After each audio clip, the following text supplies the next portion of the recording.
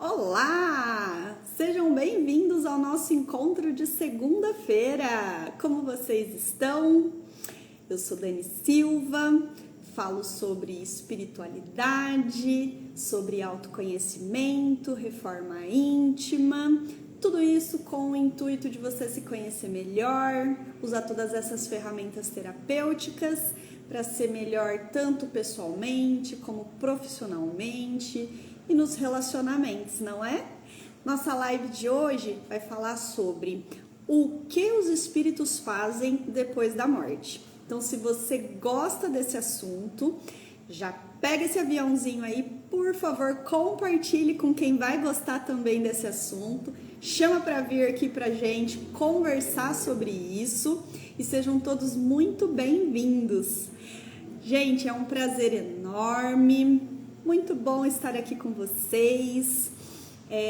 Fico muito feliz de vocês estarem acompanhando nossos encontros de segunda para falarmos sobre autoconhecimento, né? Esse processo tão interessante que é olhar para dentro, né, de nós mesmos, buscando ali aqueles 95% de quem nós somos, mas não acessamos porque está ali no nosso inconsciente e acaba movendo todas as nossas atitudes e a gente nem se dá conta disso, não é? Acabei de receber agora há pouco um direct onde uma seguidora falava desse processo que ela cometia, né, várias vezes seguidas, de forma inconsciente. Ela nem percebia que acontecia aquilo na vida dela e nos relacionamentos.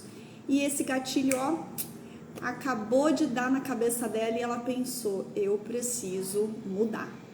Então, é muito interessante quando a gente olha para dentro e faz essa reflexão. E por que é importante a gente entender do nosso ponto espiritual, o que acontece com a gente depois da morte? Porque apesar de não ser todas as pessoas que acreditam, nós, que somos espíritas, né, ou as religiões, ou as filosofias que são espiritualistas, elas creem na vida depois da morte.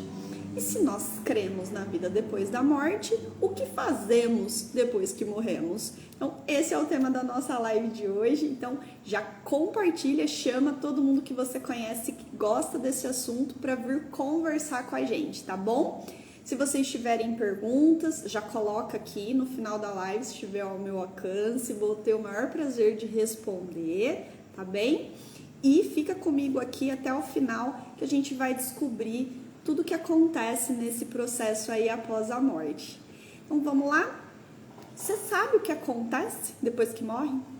Você se lembra o que te aconteceu na sua última encarnação depois que você morreu? Não lembra? Eu também não lembro. E a maioria de nós também não lembra. E tem um motivo muito especial para isso. Nós viemos com um gatilho que Jesus falou que era o véu do esquecimento. Então, nós temos ali um véu do esquecimento para que todas as nossas reencarnações fiquem guardadas lá nesse subconsciente, lá dentro do nosso espírito, porque não ia ser benéfico se a gente se lembrasse de tudo que a gente fez, de tudo que a gente foi, das pessoas com quem a gente conviveu e das pessoas que nós amamos e também das pessoas que nós odiamos e prejudicamos. Faz sentido? Então, já coloca aqui pra mim se você tá gostando do tema. Se você tem perguntas, já vai escrevendo aqui, tá bom? E já compartilha aí com todo mundo para chamar para esse bate-papo aqui na nossa segunda, tá bem? Então, existe um motivo, né, pelo qual nós não nos lembramos. E esse motivo é para nos proteger. Imagina comigo aqui, Depressão, dizem os estudiosos, é um excesso de passado. São aquelas lembranças que a gente fica muito ligado, né, que aconteceu no nosso passado e que às vezes arrasta aqui o nosso presente. Ansiedade é excesso de futuro. Então, são as emoções e os sentimentos que a gente está criando expectativas que vão acontecer, que vai ser, a pessoa que a gente vai conhecer, a pessoa que a gente quer ser no futuro. Então, a gente fica muito ligado nisso e acaba despertando uma ansiedade muito grande. E a gente esquece de se conectar com o presente. Agora, pensa comigo. Imagina se, ao invés de você ficar ligado ao passado de uma única vida, nós ficássemos ligados no passado de várias e várias reencarnações. Como é que a gente ia lidar com isso? Não ia ser fácil, né? Imagina como que nós íamos fazer para conseguir reestruturar os nossos laços afetivos com as pessoas que nós prejudicamos. Não ia dar certo, não é?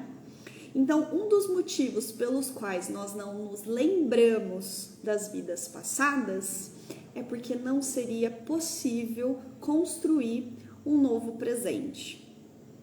E aí, lembrei agora de uma frase do Chico, que Emmanuel disse para ele, né, numa determinada situação, que inclusive aparece no filme do Chico. Fica a dica aqui de um filme maravilhoso para vocês, conta a história do Chico Xavier. Quem não assistiu, né, vale muito a pena, e quem já assistiu, se tá aqui na live, né, ao vivo, coloca aqui para mim. Se você está assistindo depois, também coloca aqui nos comentários se você já assistiu o filme do Chico, onde ele diz: embora a gente ninguém pode voltar ao passado e fazer um novo recomeço, mas qualquer um pode começar agora e fazer um novo fim.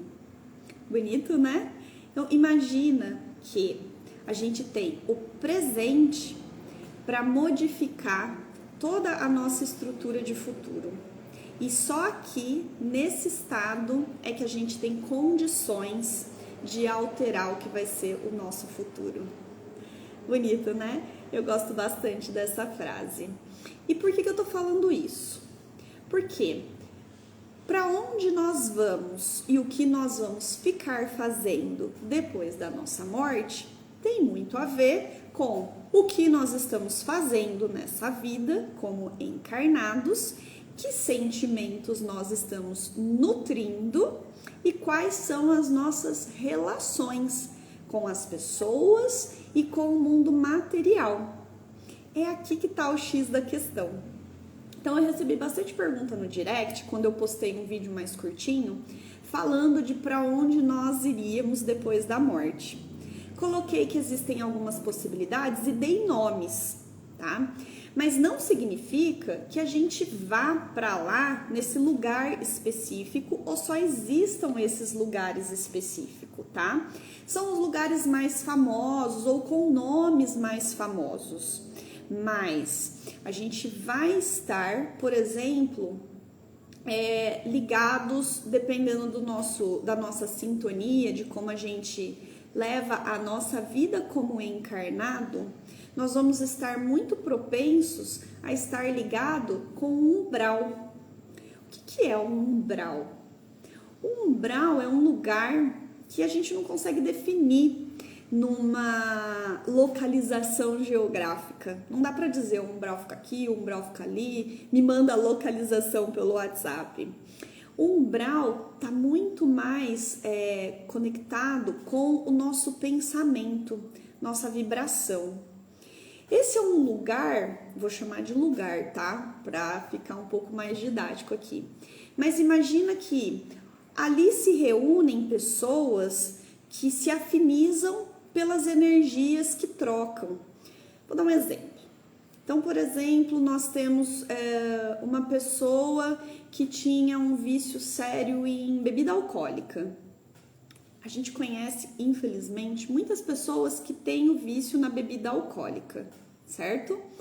Imagine então que esse é um lugar que muitas pessoas que se afinizam com a bebida alcoólica, quando desencarna, para lá irão.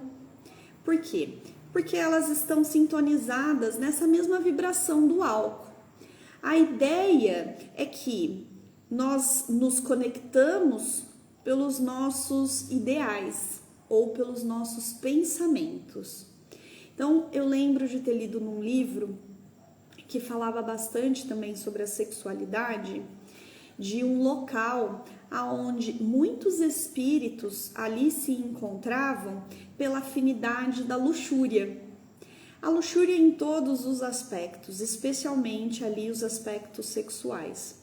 Então, ali se encontravam pessoas que, durante as suas encarnações, tiveram como propósito de vida uma satisfação pura e simples de tudo que elas sentiam.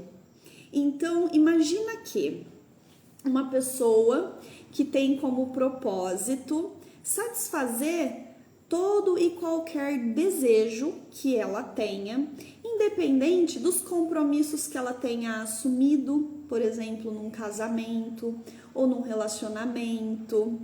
E aí ela não se importa com isso, ela somente se importa com os desejos dela. E aí ela se entrega a realizar todos esses desejos. Quando ela desencarna, ela vai estar vibrando na mesma sintonia de eu quero satisfazer todos os meus desejos. E ela vai encontrar um local onde mais pessoas vibram da mesma forma. Quero ir para um lugar onde eu possa satisfazer todos os meus desejos. Só que chegando lá, a gente tem acesso a um pouco mais de informação. Ou a gente tem acesso a entender que só essa busca por um prazer, sem medir nenhuma consequência, sem analisar se eu estou magoando a outra pessoa, se eu me comprometi de livre e espontânea vontade, tá? Num relacionamento. E por algum motivo eu não quero sair desse relacionamento, eu não quero romper, mas também não quero abrir mão de curtir todas as sensações que eu tiver vontade e que o mundo materialista, por exemplo, me proporciona. Então, essa pessoa, depois que desencarna, certamente vai encontrar um lugar que a gente chama de umbral, tá? Mas pode ser... outras religiões, por exemplo, vão chamar de purgatório, de repente, tá? O nome, para mim, né, não sei para vocês, mas o nome pouco importa. O nome é só para a gente conseguir entender um pouco na hora que a gente está conversando. Então, para onde a pessoa vai? Ah, ela foi para o umbral. Então, a gente já imagina que é um lugar que não está fazendo muito bem para ela, não é? Então, essas são só questões que a gente vai trazendo, mas não significa necessariamente que seja uma localização geográfica, que você consegue mandar ali sua localização pelo WhatsApp, tá bom? É muito mais com o que você se conecta, com as emoções, com os sentimentos, com os pensamentos. Então, onde estiver o seu coração, ali você estará. Ou melhor, onde estiver o seu tesouro, ali você estará, né? Então, imagina que se seu tesouro é bebida, você vai para um lugar onde você vai se conectar com outras pessoas que também têm como tesouro bebida. Se o seu tesouro é busca incessante por ter tudo que você deseja materialmente, mas você coloca na sua vida que para isso não tem limites, não importa se você vai precisar roubar, matar, passar por cima de outras pessoas, a sua ganância é o seu norte. Provavelmente você vai se encontrar com outras pessoas que sejam desse tipo, tá? E aqui eu quero já deixar bem diferenciado ganância, tá? E essa conceituação é o que eu tô trazendo para vocês entenderem quando a gente fala de ganância e quando a gente fala de ambição, tá? Então esses conceitos aqui é para diferenciar uma coisa de outra. Ganância é aquela pessoa que, independente de ser ético, moral, ser legal ou ilegal, ela vai fazer, porque tudo que ela se importa é com ela mesma e com a satisfação e obtenção do que ela deseja.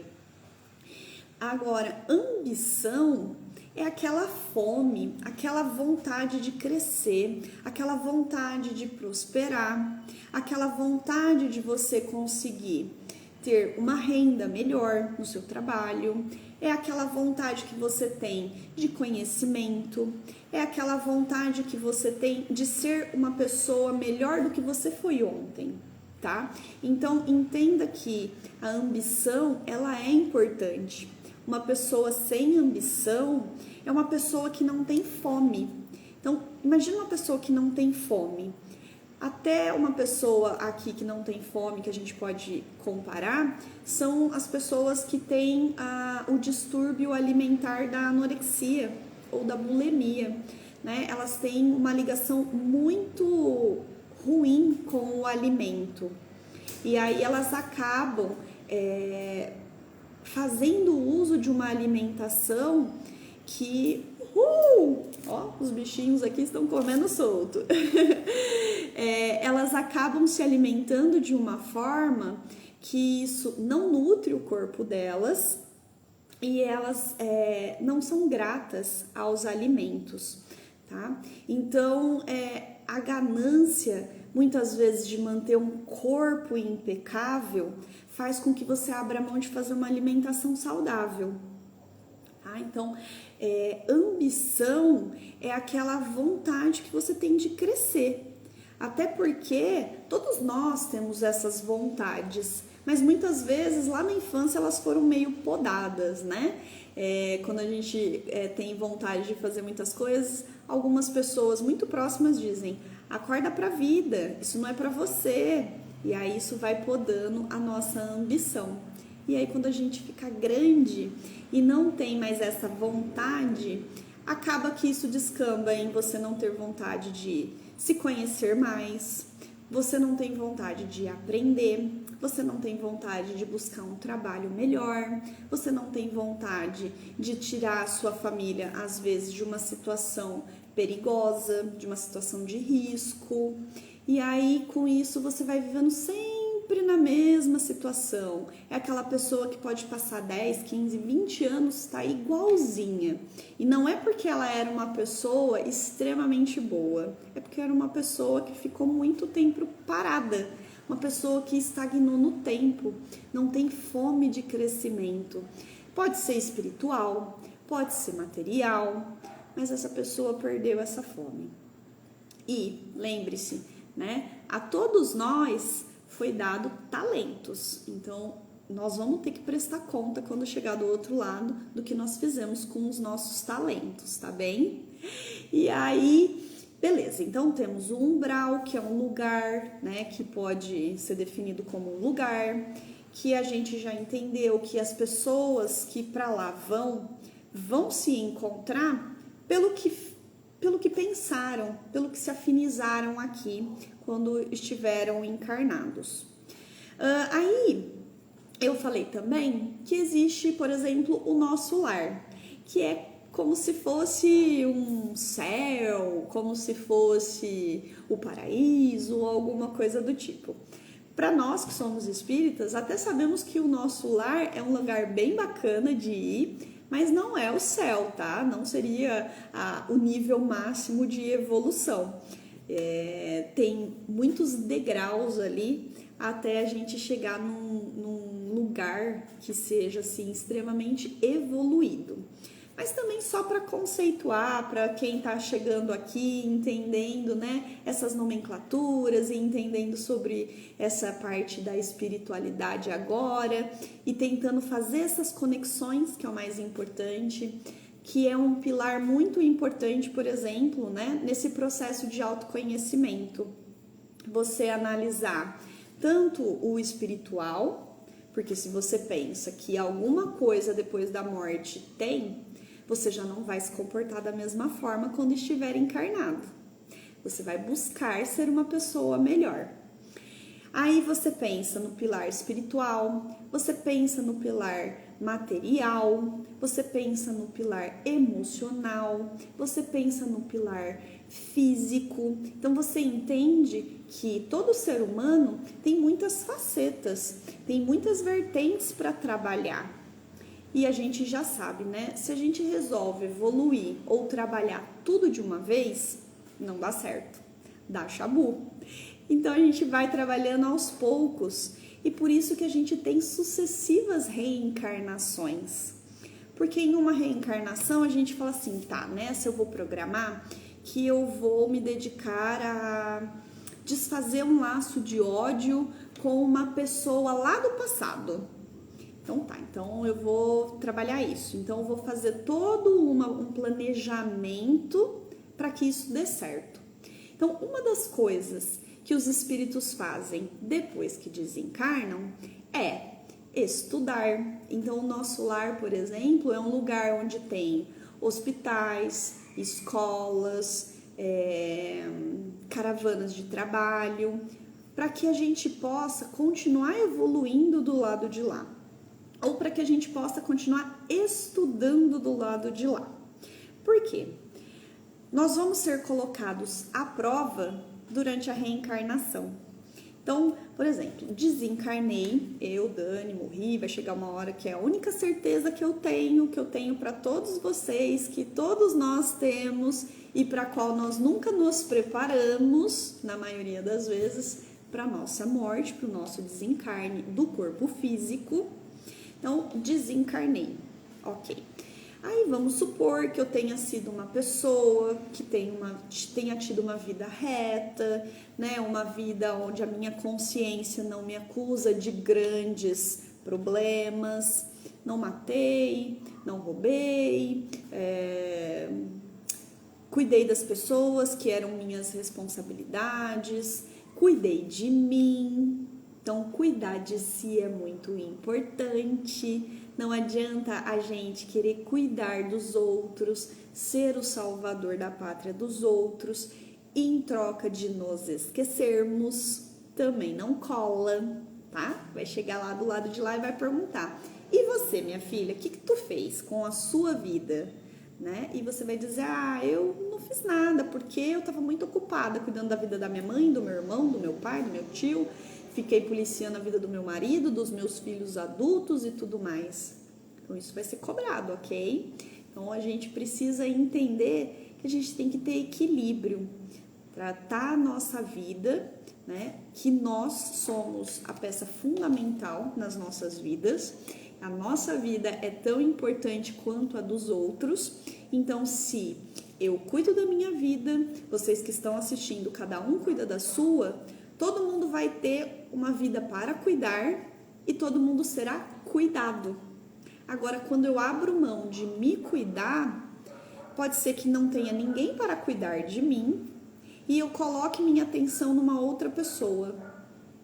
E aí eu me abandono. Entendeu como é importante a gente trabalhar essas questões?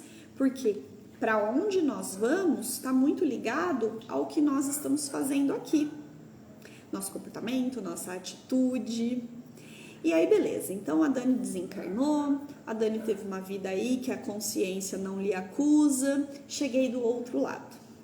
Mas, é claro que a Dani saiu daqui com muitos problemas.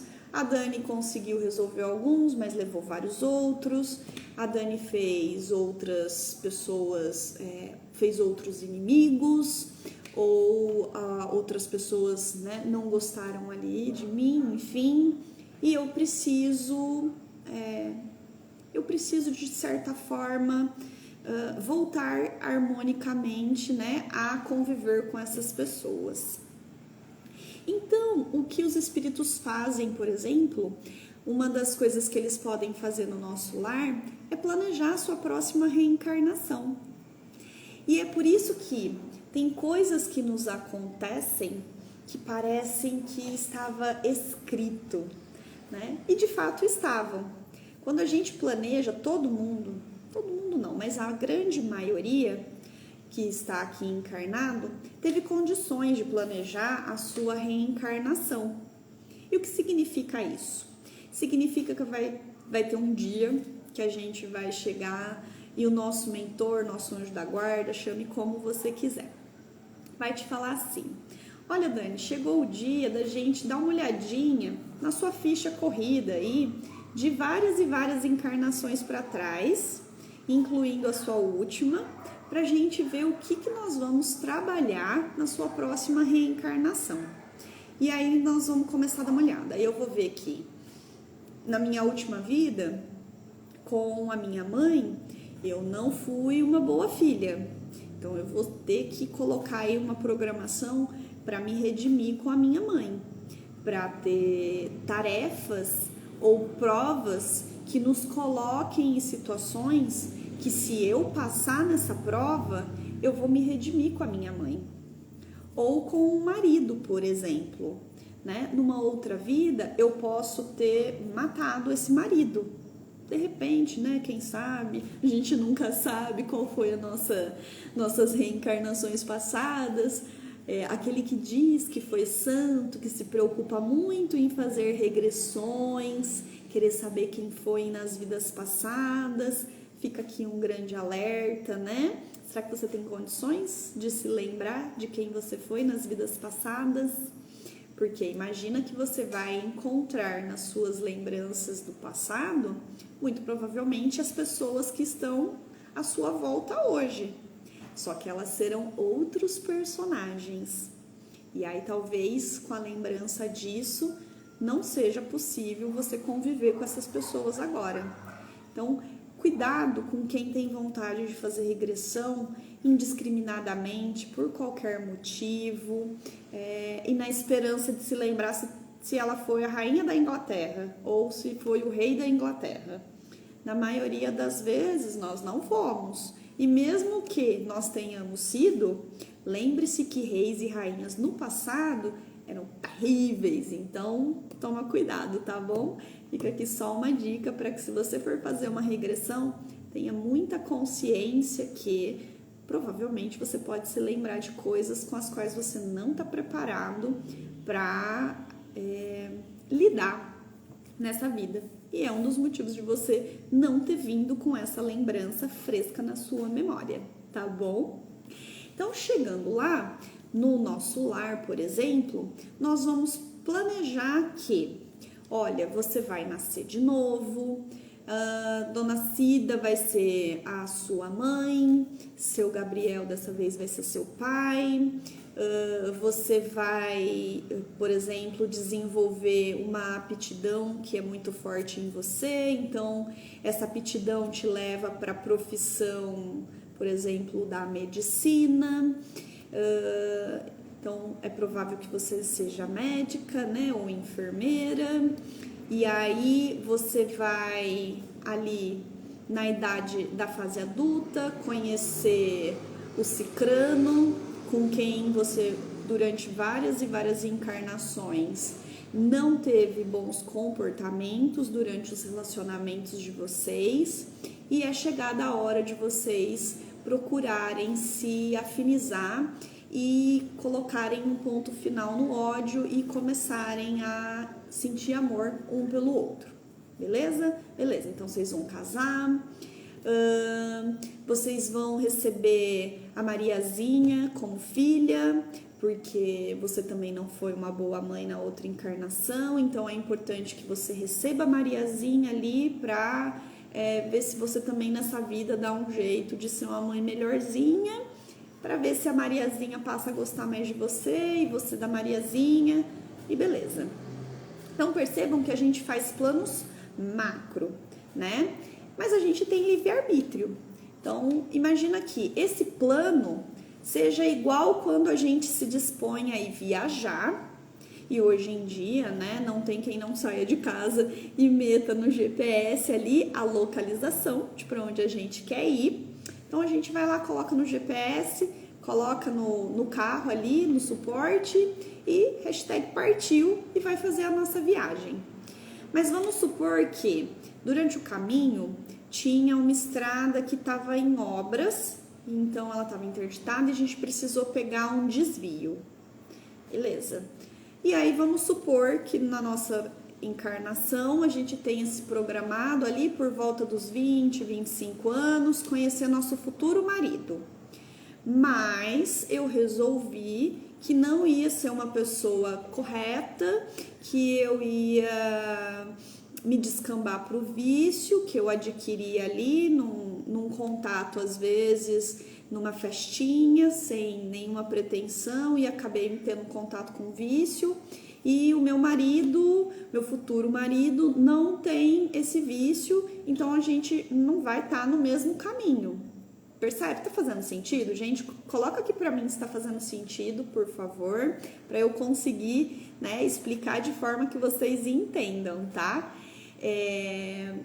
Porque às vezes é mais difícil, né, pra gente conseguir tirar da cabeça o que a gente pensa e o que a gente sabe. Então, se vocês puderem colocar aqui se está fazendo sentido, se precisar explicar de forma diferente, eu me esforço aqui para tentar trazer de outros pontos de vista e outros exemplos, tá bom?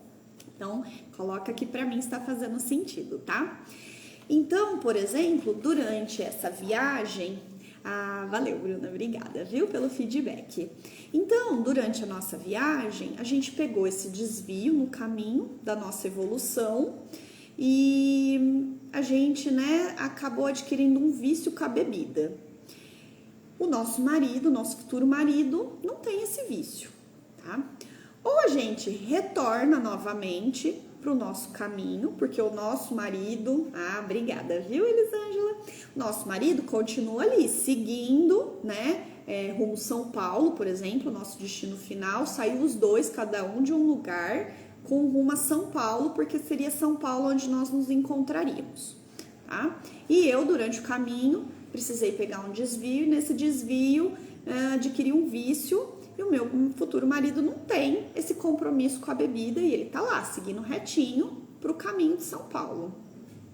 Se eu não dou conta de voltar pro caminho novamente, por exemplo, se esse vício com a bebida não fica de lado, eu sublimo isso, abro mão da bebida e me coloco de novo pro caminho, perceba que ele vai chegar em São Paulo. Talvez eu também, mas eu chegue agora com um vício. Um vício esse que ele não tem nenhuma afinidade. E pode ser que nesse momento a gente se perca. Porque se eu parei nesse desvio para me comprometer com festa, com balada e tudo mais, ele chegou primeiro. Se ele chegou primeiro e a espiritualidade está aqui, olhando, seu mentor e o mentor dele está aqui, ó. Olha... né? Ela saiu do caminho e eles estão aqui conversando. Ela saiu do caminho aqui, ó. E aí o mentor dele fala, ó, ele tá aqui, ele tá pronto.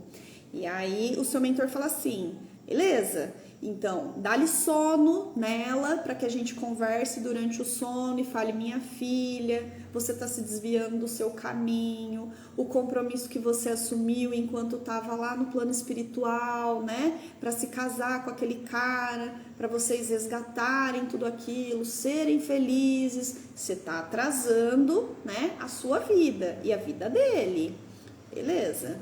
Aí você volta e continua agindo como se nada tivesse acontecendo e se entrega cada vez mais ao vício. E ele tá aqui, vocês concordam? Não dá para ele ficar esperando. A vida dele tem que seguir. E se você não se coloca de novo no caminho dele, chega uma hora que vocês vão se perder. E aí um planejamento que tinha sido feito precisa ser recalculado a rota. Então, por exemplo, quando você disser, vou voltar para o caminho de São Paulo, seja arrastando esse vício ou sem, dependendo do quanto de tempo você demorou para acordar, ele já encontrou outra pessoa. Por quê? A espiritualidade recalculou a rota dele, porque percebeu que você estava aqui, que você não ia vir, não queria vir. E a espiritualidade superior, seu mentor, seu anjo da guarda, né? Eles não obrigam ninguém. Eles não forçam ninguém a fazer o que eles não querem. Então, é importante a gente entender isso, tá? A espiritualidade superior, nosso anjo da guarda, nosso mentor, só age conosco de forma sutil. Eles nos intuem, eles nos aconselham, eles até durante o sono tem aquele bate-papo bem assim, né? Olha, esse caminho que você está tomando não é interessante, porém, né, você é livre para tomar esse caminho se assim desejar. Mas saiba que você vai se responsabilizar por toda essa mudança de rota que está imprimindo na sua vida. Tudo bem? Tudo bem. Às vezes a gente inclusive fala um tudo bem e não tem nem noção das consequências, tá? E aí, beleza. Seu futuro marido, que agora já não vai ser mais seu marido, precisa recalcular a rota. E você também vai recalcular essa rota. Então, percebam que existe uma programação, né, macro, quando a gente pensa em reencarnar, para conduzir os laços sempre em direção do amor, do perdão, né, da fraternidade. Mas se a gente quiser recalcular a rota, a gente é livre para isso. Salvo algumas exceções, mas que não é o nosso caso, ou pelo menos não é o meu caso, tá? Que seria o caso dos missionários. Por exemplo, o Chico Xavier, que não tinha um minutinho que ele não tivesse ali sozinho para fazer qualquer besteira, às vezes, que ele quisesse, sem ser reprimido rapidamente. Então, ele sempre tinha um Emmanuel ali por perto, para sempre recalcular a rota dele muito rápido, porque ele tinha um compromisso muito grande, por exemplo, de trazer essa forte massificação da doutrina espírita, e além da doutrina espírita, né, da caridade, do amor, da fraternidade, que são coisas muito maiores que só a religião, né, só a doutrina espírita. Então, por mais que a gente encontre pessoas que digam que não são espíritas, ou podem dizer que não gostam dos espíritas, ou qualquer coisa do tipo, pelo menos eu, nunca encontrei ninguém que dissesse, por exemplo, alguma coisa contra o Chico Xavier, e inclusive tivesse provas. Se vocês já ouviram alguma coisa assim a esse respeito, comenta aqui pra mim, tá? Porque eu, por exemplo, nunca ouvi ninguém falando mal do Chico Xavier. Pelo contrário, né? Pessoas de outras religiões sempre falam muito bem do Chico, porque ele foi um exemplo de amor, de abnegação, de caridade, de fraternidade, de tudo isso pela vida das outras pessoas, independente da religião que ele praticasse, não é? Mas nós não somos Chicos, nós não somos Madre Teresas. Eu sou a Dani, vocês são vocês, então a gente precisa entender que muitas vezes, se a gente precisar recalcular a rota, pode ser que a gente esteja saindo do nosso plano original. Plano esse que nós nos comprometemos, nós que programamos, na maioria das vezes ele não foi imposto, tá? Porque existem alguns casos onde as reencarnações são impostas, porque tema para outra live, tá bom? Se vocês quiserem, comenta aqui para saber sobre as reencarnações compulsórias. Mas eu creio que não é o caso de ninguém que está aqui assistindo as reencarnações compulsórias. Então, na média, a gente se programou quando estava do outro lado, estudou, né, esse plano tão bem articulado de como nós iríamos resgatar esse ódio de 1000 anos com outras pessoas.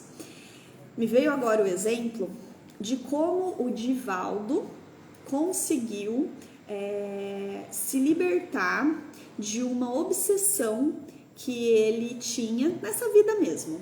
Então, se alguém aqui já assistiu o filme do Divaldo, vai saber do que eu tô falando. Então, comenta aqui se alguém já assistiu o filme do Divaldo Franco, O Mensageiro. Outra dica de filme aqui também, hein? O Divaldo, desde muito jovem, tinha um obsessor desde criança. Ele já via espíritos desde criança e tudo mais. É muito comum, né? As crianças que têm mediunidade ver e ouvir e fazer coisas desde a infância. E o Divaldo já tinha essa mediunidade de infância, então ele via sempre o seu obsessor. E esse obsessor acompanhou ele por muitos e muitos anos.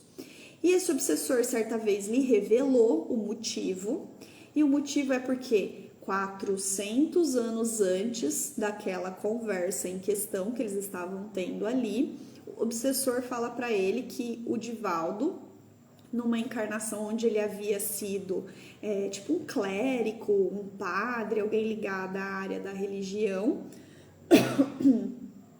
induziu essa pessoa ao suicídio. Induziu, hein? Induziu. Não foi lá e matou a pessoa, porque senão teria sido um assassinato.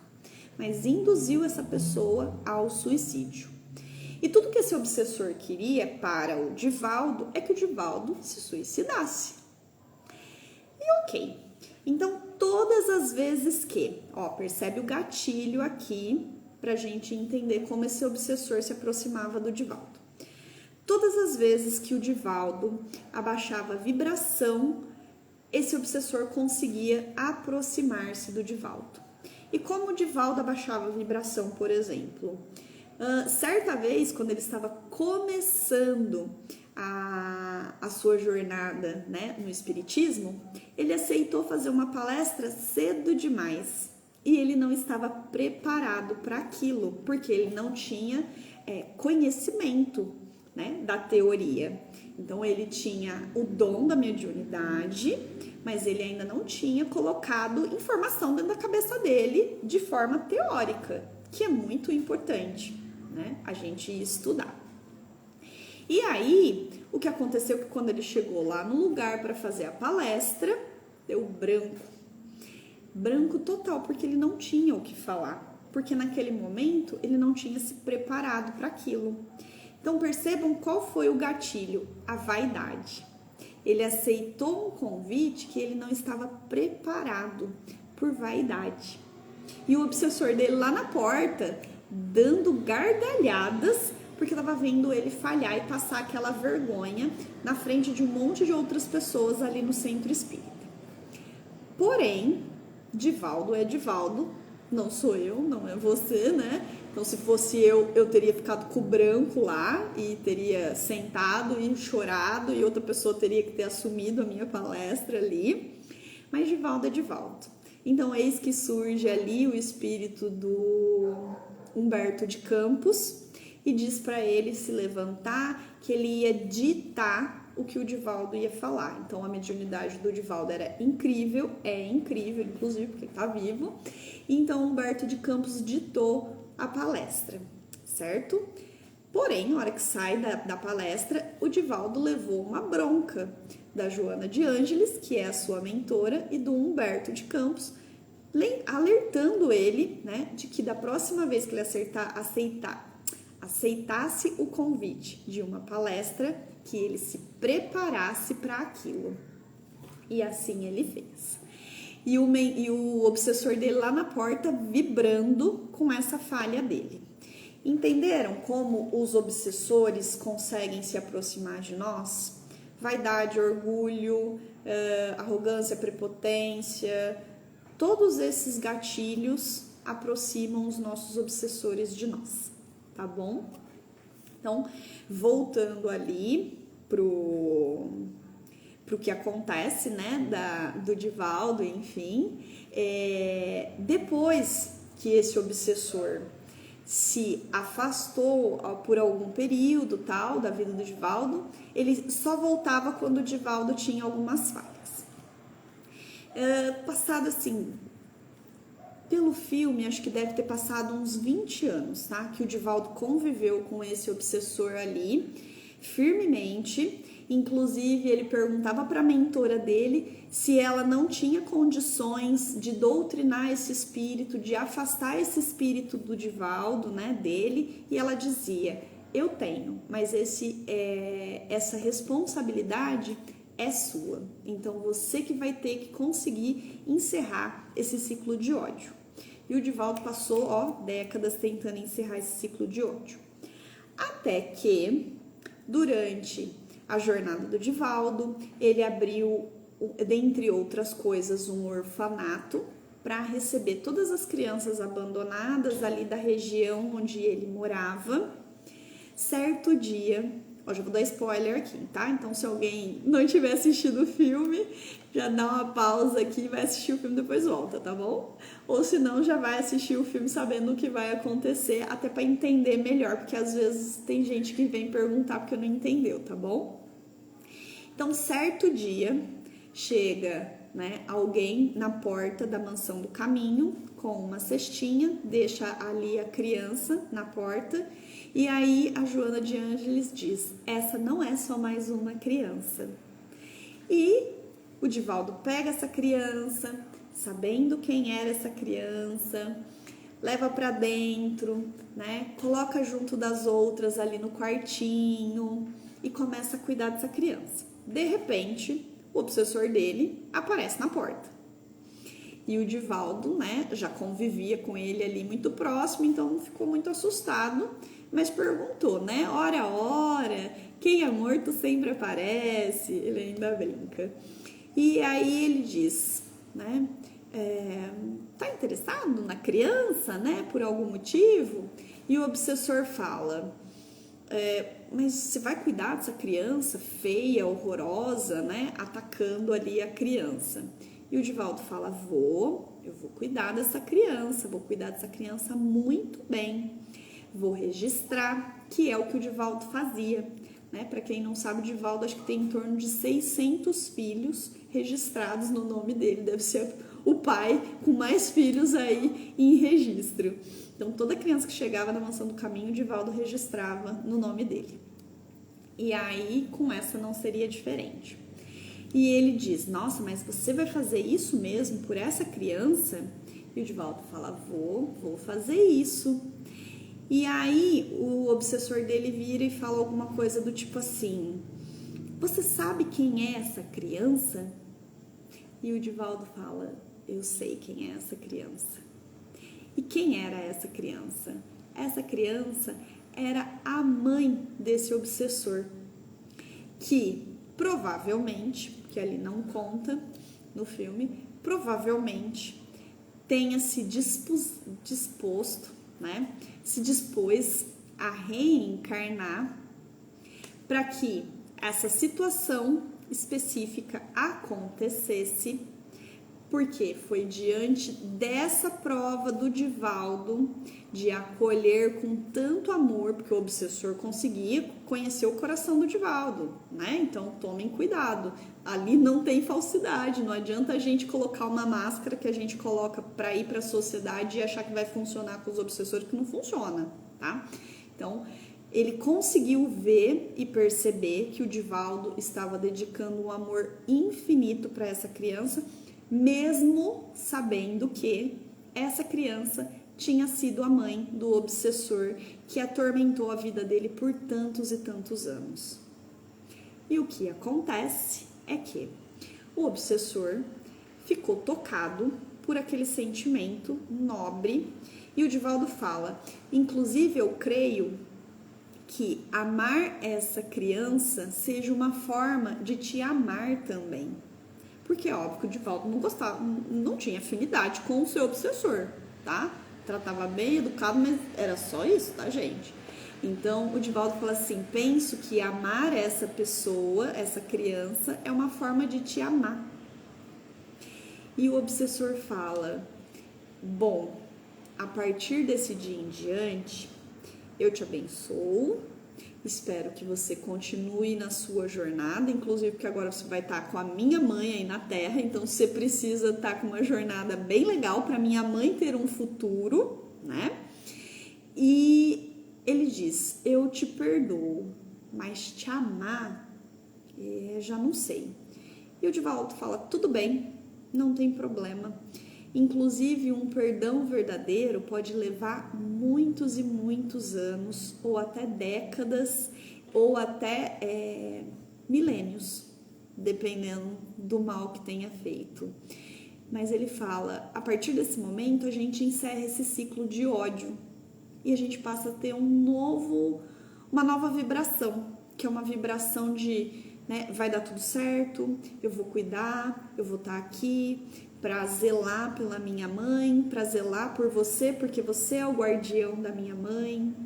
Então perceba como a espiritualidade vai orquestrando planos para que a gente possa evoluir na nossa trajetória, que não é só a minha como Daniela e a de vocês, né, como vocês se veem aí. É uma trajetória muito maior, muito mais ampla.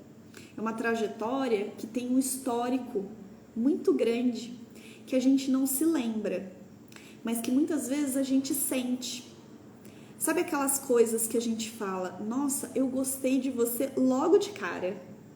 Foi assim essa afinidade instantânea.